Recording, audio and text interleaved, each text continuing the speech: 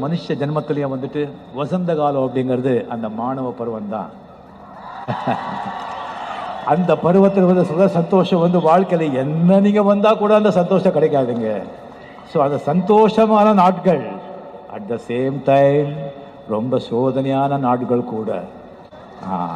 உங்கள் வாழ்க்கையை வந்து வாழ்க்கையோட அஸ்திவாரம் இதில் தான் இருக்குது. இந்த 4 வருஷம் நீங்கள் கஷ்டப்பட்டு படித்தாதான் உங்கள் 40 வருஷம் வாழ்க்கை நல்லா இருக்கும்.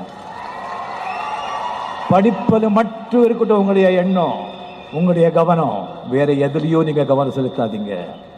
நீங்கள் காலேஜ் வந்து ஸ்டெப்ஸு படிகள் ஏறும்போது நீங்கள் வந்து உங்களுடைய வாழ்க்கை, உங்களுடைய ஃபியூச்சர், உங்களுடைய எதிர்காலம், உங்களுடைய சந்தோஷம் மட்டும் இல்லை, உங்கள் அப்பா அம்மாவோட உழைப்பு, அவங்களுடைய சந்தோஷம், அவங்களுடைய எதிர்காலம் கூட சுமந்துக்கிட்டு அந்த படியை ஏறிட்டு இருக்கீங்க. அந்த மறந்துடாதீங்க.